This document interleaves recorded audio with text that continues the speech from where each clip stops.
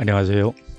시골에서 뭐하지? 오늘은 모내기 후 2달 농촌의 모습이 어떻게 변했는지 한번 살펴보고, 그리고 다른 농작물들은 어떤 상황인지 한번 보여드리도록 하겠습니다.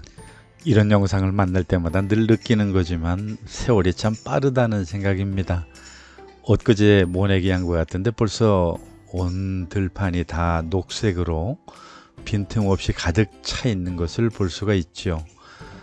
물론 아직 벼이삭은 나오지 않았지만 아마 다음 달에는 벼이삭이 나온 여러가지 또 놀라운 변화된 모습을 보여드릴 수 있지 않을까, 그렇게 생각이 됩니다. 어쨌든 한두 달 전하고 비교하면 정말 엄청 실감이 나죠. 2달 전에 모내기 할 때의 모습인데 혹시 제 영상을 보신 분들 기억하시나요? 거의 뭐가 보이지도 않을 정도로 황량한 모습이었죠. 고작 한 2달밖에 지나지 않았는데 얼마나 많이 변했는지 이제 보시면 실감을 하실 겁니다.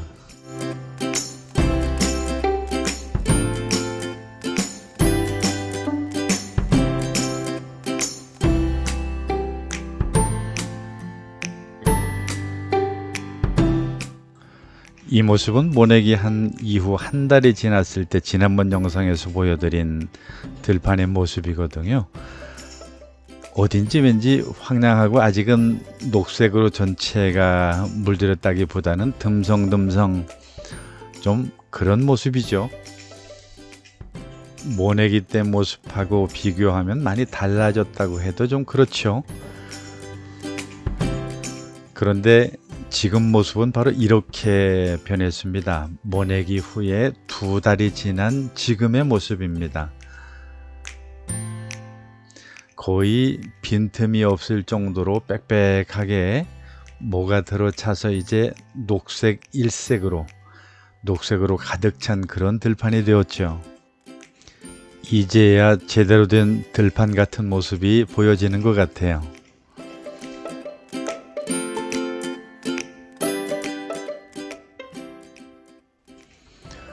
벼가 뿌리를 내리고 본격적으로 새끼를 치는 이 시기를 보통 분월기라고 이렇게 말하는데요. 이때가 벼가 빠르게 성장하는 그런 시기이기 때문에 어제 다르고 또 오늘 다르고 내일 다른 바로 그런 시기가 지금 이 시기라 이렇게 말할 수가 있죠.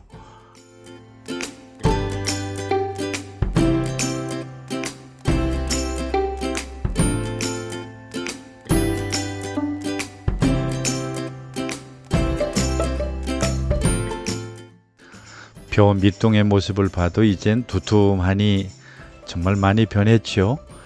이제 이것들이 자리를 잘 잡아서 아마 다음 달 제가 같은 영상을 제작할 때쯤이면 여러 곳에서 이른 벼들은 벼이삭이 나온 것들을 아마 보여드리지 않을까, 그렇게 생각이 됩니다.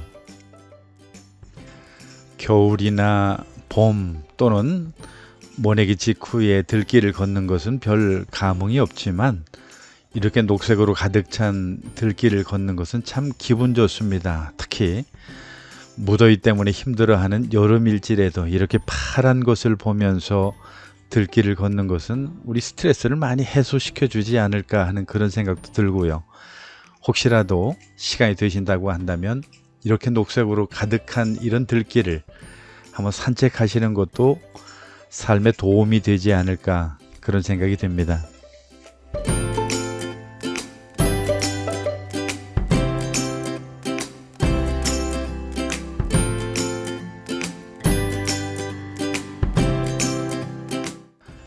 또 하나 특별한 변화가 있습니다. 혹시 지금 영상에 보시면서 왔다 갔다 하는 새들의 모습이 보이시나요? 제비입니다. 벼 위를 나르는 제비들의 빠른 비행이 지금 영상에 잡혀 있는데요. 이제 봄철에 어미 제비들이 날아와서 새끼를 낳고 그 새끼들이 성장을 해서 이제 먹이 활동을 하는 그런 모습이 영상에서 잡혔습니다. 물론 옛날에 비할 거는 아니죠. 옛날에 비하면 제비들이 엄청 많았지만 시골이라고 해도 지금은 예전처럼 그렇게 많은 제비를 볼 수 있는 것은 아니거든요. 이렇게 많은 제비를 보는 것도 사실은 시골에서도 극히 드문 일입니다. 전깃줄에도 제비들이 많이 앉아 있네요. 그 많다라고 하는 게 예전에 비하면 정말 소수의 몇 마리밖에 안 되지만, 그런데 그 제비들 사이로 참새 한 마리가 날아가서 앉는 것을 보니까 제비와 참새는 그렇게 서로 싫어하지 않는 그런 사이인가 싶습니다.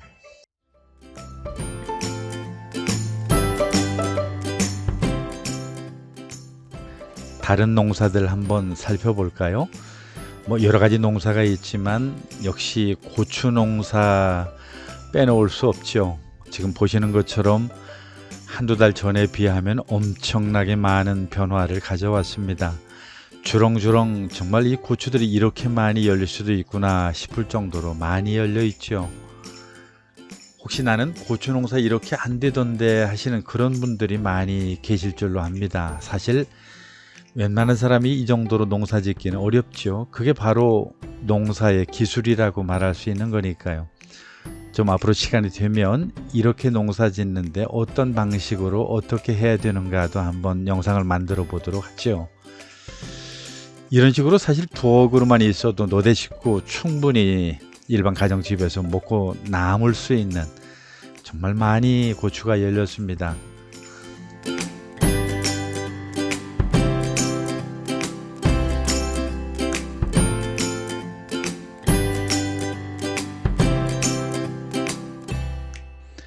대추도 만만치 않네요. 보시는 것처럼 그렇게 많이 피었던 꽃들이 이제 주렁주렁 대추가 되어져서 저렇게 열린 것을 보면 아마 다음 달쯤에 손톱만한, 그리고 엄지손가락만한 큼직한 왕대추가 여기 열려 있지 않을까, 그런 생각도 들기도 하고요. 이걸 보면 대추나무라고 하는 것이 무조건 크다고 좋은 것은 아닌 것 같고요. 작고 알차게 이렇게 키울 수만 있다고 한다면 대추 수확도 만만치 않게 많이 수확할 수 있지 않을까, 그런 생각도 드네요.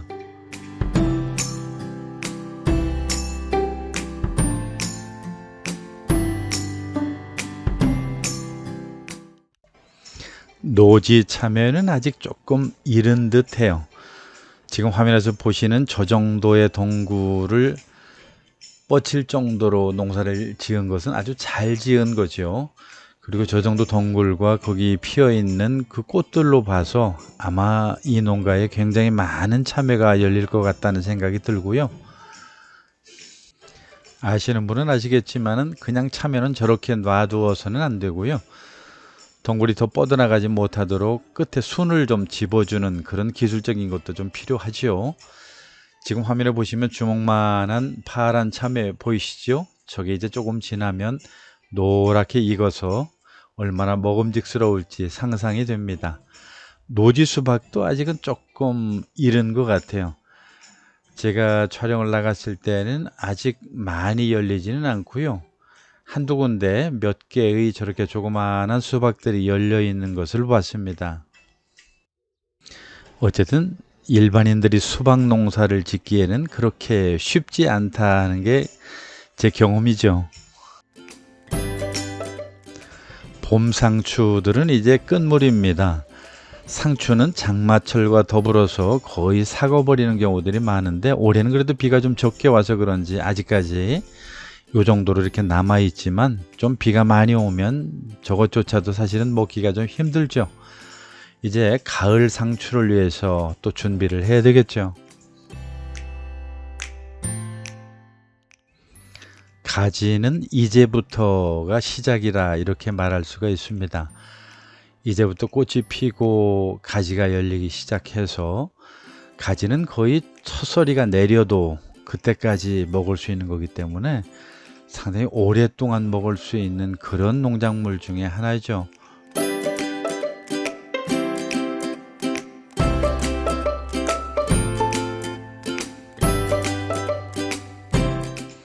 옥수수는 이제 제철을 만났습니다. 옥수수는 사실 완전히 익어서 여무른 다음에 따서 먹으면 사실은 너무 딱딱해서 맛이 없고요. 익기 전에 좀 풋풋할 때, 막 익어갈 때 그때 따서 쪄 먹어야 정말 제대로 된 옥수수 맛을 느낄 수가 있습니다. 옥수수가 얼마만큼 익었는지는 그 수염을 보고 판단하는 거 잘 아시죠? 이건 서리태 아니면 메주콩인 듯한데요. 우짜라면 위에를 낫으로 저렇게 쳐 주어야 우짜라지 않고 밑에 콩이 많이 열린다고 해서 저렇게 쳐준 것 같아요. 고구마수는 이제 이렇게 무성해졌습니다. 그리고 참깨, 참기름 짜는 참깨죠. 꽃이 핀 것을 보니까 이제 아마 금방금방 자라서 참기름이 바로 여기에서 나온다는 것.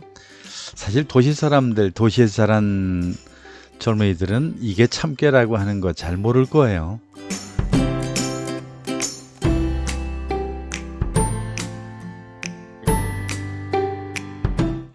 깻잎을 먹고 그리고 들기름을 짜는 들깨는 이제 모종을 해서 요 정도가 자라났습니다. 물론 일찍 심은 사람이 있고 조금 늦게 심는 사람이 있는데 뭐 나름대로 그 차이는 좀 일부 있겠죠.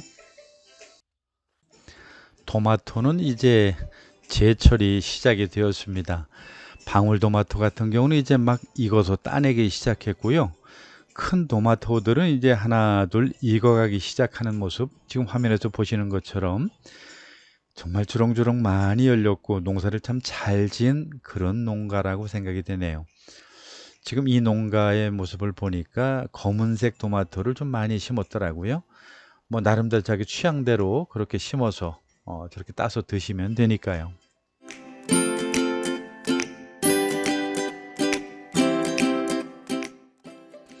오이 같은 경우는 이제 끈물로 접어들게 됩니다.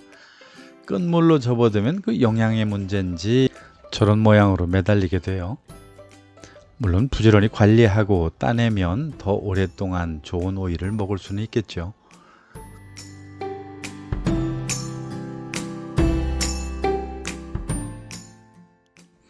이른 봄에 심었던 콩들은 이제 다 익어서 따낼 때가 넘어갑니다.